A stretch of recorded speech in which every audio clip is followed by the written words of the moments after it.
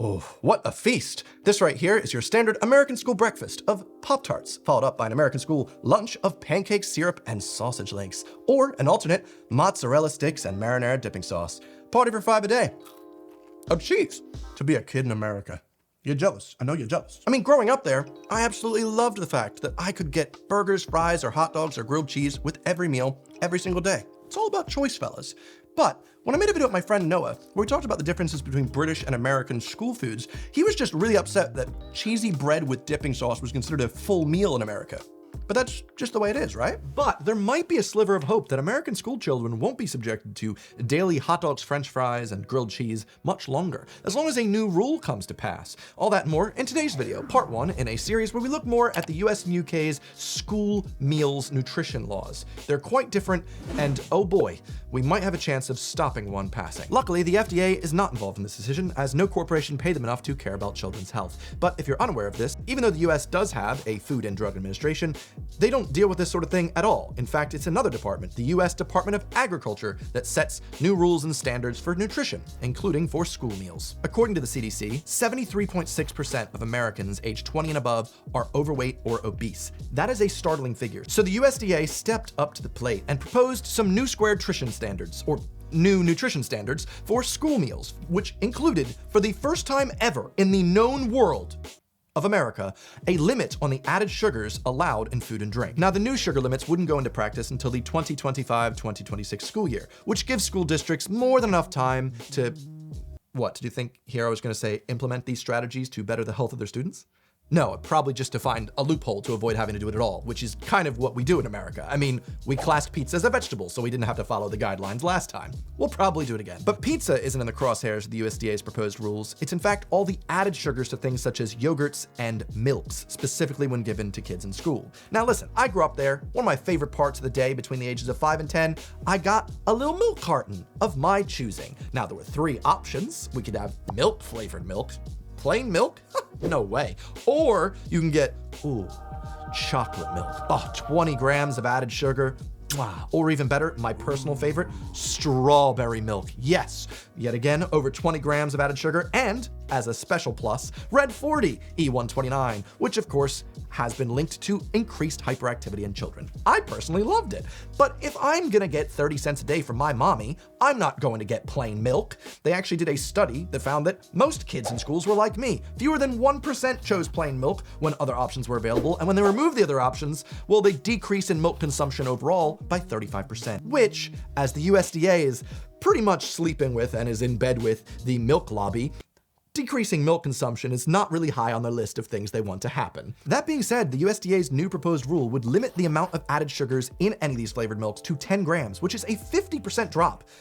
I'd say that's a big win. I'd take that as a win. Now, my family did not have a lot of money growing up, and so not only did I qualify for free lunch, but also free breakfast. So before homeroom every day, I'd stop by the cafeteria and pick myself up a healthy breakfast of a muffin, or a donut, or a Pop-Tart package. I'm not kidding. Or a sugary cereal of my choice, or my personal favorite, a bagel and cream cheese. I am from New Jersey after all. But this new rule would make it so that kids like me would no longer be allowed to be served all these sugary pastries and things, except at most twice a week.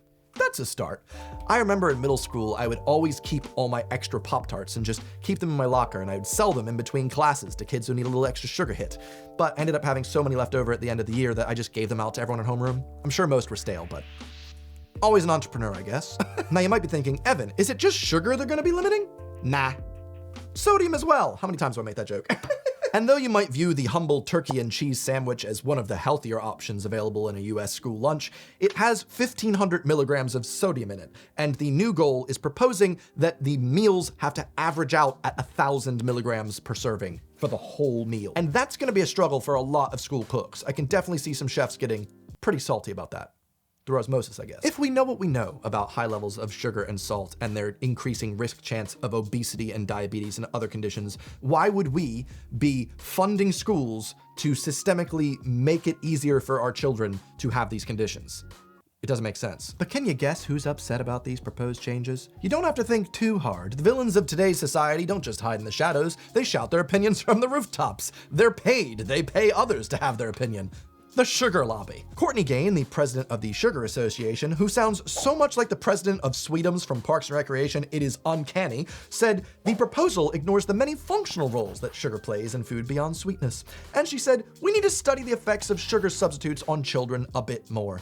Ah, God, yes, you tell them, Courtney. Yes, finally, someone said it. Thanks, Courtney, for giving them the facts. I appreciate that you're trying to make a lot more money for the shareholders out there at the expense of the children in the country that you live in, but you're a patriot or a patriot. Patriot. She wants you to pay for treats. Now, if you told this bit of news to someone from the UK or the Netherlands, you'd probably hear them go, oh, finally, good job, America, removing sugar from schools. Good job. Now, if you told someone from America, actually, it's the same. I found that most all things that I've seen online, whether that be replies to the original article, people quote retweeting it, I even delved into the comment section of news websites, a dark and vile place. But surprisingly, 99% of people that I saw talking about this were actually in favor of it. I felt so heartened, like, wow, we might actually have something good happen in America for once. That being said, I did find one tweet I wanted to point out, just to show the type of people that are out there. So we've got Megan, who says, I actually don't know how I feel about this. I think kids should be able to follow their hearts about what they need. Why can't you just install salad bars at school for once? Choices? Yes, because we all know that children, when given the choice between a salad or a burger and fries, are going to choose the salad, right? Of course. I mean, if anything, we've just seen that with milk, if you remove the sugar, it decreases consumption by 35% alone. But she also follows up with, sugar and sodium are vital for our brain and nerves, which are used primarily in school. Fun fact, I didn't know that. We have, and some kids have nothing to eat at home, so they literally need the sugar and sodium that you provide. It's like someone trying to write a persuasive essay at a 4th grade reading level. Like, yes, we all know that sugar and sodium are needed for brains, which are needed in school. Okay. And trying to imply children that don't have anything to eat at school would benefit then from having a lot of sugar and sodium? No, that's not the problem. I know it's funny and all because of how bad of a take this is, but these are the type of people we're up against. And if you are an American, I really want you to take this next part very seriously. If you do support this rule and you want to help your society at a younger age get healthier, you actually have the chance to let your voice be heard. But what are the 2 things we know about American democracy? Well, 1, your vote and Megan's vote are worth the same. Bit scary, but 2, corporations and lobbies' votes, they're worth astronomically more than yours and Megan's combined, because they can just pay off lawmakers to make it so that rules and laws that they don't want passed, even if the majority of Americans want them passed, won't pass.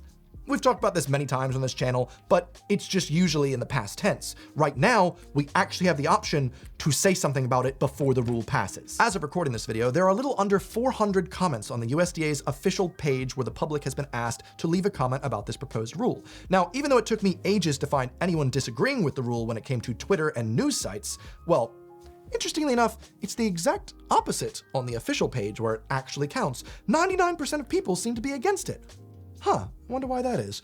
Let's look into a couple comments, shall we? But before we do that, let me just say one thing. The sugar lobby may claim that sugar plays functional roles in food beyond sweetness, but most nutrition experts agree that added sugar provides little to no nutritional value and contributes to health issues like obesity and diabetes. While it's unrealistic to expect kids will always choose the healthiest options, schools should aim to serve nutritious meals and not offer unhealthy options daily. Requiring more balanced school meals would help establish better eating habits and health for children that last into adulthood. That seems in line with everything I've been saying so far, right?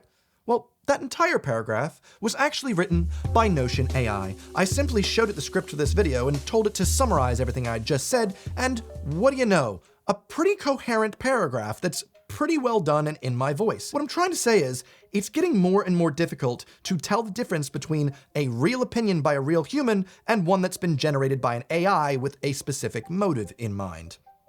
That being said, let's look at our comments, shall we? Here's one on the official website. There has been research to show that children form eating habits by the age of 1 to 2.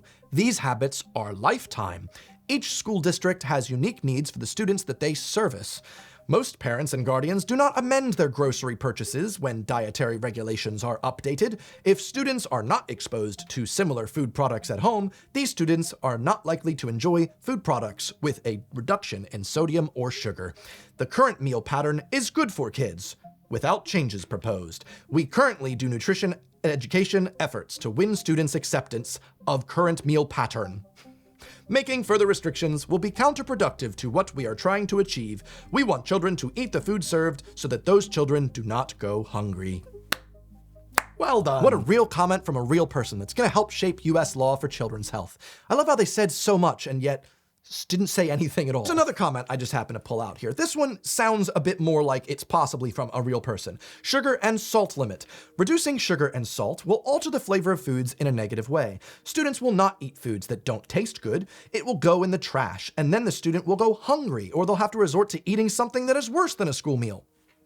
From where? The brain only uses glucose for fuel. So in the morning, after fasting for approximately 8 hours, which is also called sleep, just want to throw that out there, consuming an enjoyable, sweet, whole grain breakfast item with chocolate milk or fruit will fuel the brain so the student can learn well. What's better, serving unsweetened cereal with plain milk that a student does not eat, or serving a sweetened, whole grain, fortified, positive adjective donut and with chocolate milk that a student will eat, and he'll eat the fruit too because they actually want to eat a school breakfast. Ah yes, because when you give them lots of other sugar, they'll be like, I guess I'll have a fruit as well. Interesting take. Same concept for sodium. What's better, serving collards with no flavor that a student takes but doesn't eat it and throws it in the trash, or serving collards with some salt and spices that a student enjoys eating, and this may be the first time they've tried collards, and since it tastes good, it becomes their new favorite vegetable.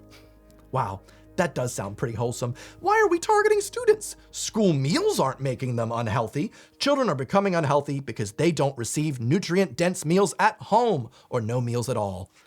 Oh God, all right, let's break this down. Before I have a breakdown. So they're like, listen, students aren't getting nutrient-dense food at home, if anything at all. So why do we gotta do it? Come on, let's just give them some sugar. We don't understand. I love how they're presenting the USDA with this beautiful false equivalence, or what would you rather have? That we pump your students that the taxes are going to paying for these bills, we pump them full of sugar? Or we let them starve. You wouldn't want kids to starve, right? They're treating it as if the sweetest and most sodium-dense thing on the entire menu is collard greens, a green with a little bit of extra salt. Well, we all know that isn't true. I mean, this right here is the actual menu from April 2022 of the elementary school that I went to. Let's look at the menu, shall we? We've got hot dogs and fries, or PB&J. We've got mozzarella sticks and marinara dipping sauce, or PB&J. We've got pancakes and sausage links, or PB&J, or lastly, nachos grande, or PB&J. How could we ever find a way of cooking something healthier than nachos, pancakes and syrup, or hot dogs? I don't know. Kids won't eat it. I just wish there was a way to find out why this isn't a problem in any other developed nation. If only we knew what was going on outside the US. If only. But, like I said, there is a part 2 of this video where we're looking at the UK's laws on school nutrition, so subscribe for that. But like I said, most of the comments that I found on this forum were very weird sounding or presented some very clear illogical fallacies that pretty much went one-to-one with sugar lobby talking points. Now, I'm not trying to say that any sort of lobby sweetened the comment section so that they could change the laws in their favor, and I'm not even trying to say that Anonymous isn't a real person who has a job working in the field of other. I'm sorry for assuming anything, Mr. Anonymous. I'm sure you're a real American with a real love of freedom and sugar lobby talking points. And I might not have millions upon millions of dollars to lobby US Congress people to get laws passed in my favor. But what I do have is a YouTube channel with over 700,000 subscribers, many of which being American, who might have just heard about this for the first time. Well, I encourage you, if you are an American, to let your voice, your real human voice, be heard. I've left a link in the description. You have until April 11th, 2023 to leave a comment on the USDA's page and tell them your thoughts. Whether you agree with me or disagree with me, that's fine, as long as you're a real life human person. At the end of the day, my goal here is to hope that maybe, just maybe, we can have a single win for the average American as opposed to another in the long list of wins for corporate lobbies. Researching a video like this required I visit loads and loads of local news sites. However, the issue with a lot of local news sites in states is that they block you based on your location. Thankfully, today's video sponsor, NordVPN, made that just a laughable block. Excuse me, you don't think I'm in America? Boom, one tap, I'm now in Texas. And all of my data is through an encrypted tunnel, so even my ISP doesn't know what I'm doing. They're probably like, is he looking at anything saucy? No, actually, sweet. I'm looking at sugar laws in the States. But also, NordVPN have a 30-day money-back guarantee, so if you're not satisfied, just tell them you get your money back guaranteed. If you want to sign up, use nordvpn.com/Evan or use code Evan at checkout for an amazing discount on a 2-year plan. Thanks, NordVPN, but let's wrap this up with a low sodium wrap, please. I understand there are so many different things going wrong in the world that you could possibly want to help with or make the world a better place in some way, but it's not possible to support and figure out everything. But this is just one small case where we actually can do something about it. So please leave a comment on the USDA's forum and share this video to educate someone else about this issue before it's too late. Best of luck, America. Let's hope this one works out. So part 2 is coming soon. Subscribe for that. And if you missed it, I made a video about how M&M's lobbies the FDA and Congress all the time. Watch that if you've missed it. Anyway, see you next Sunday. Goodbye.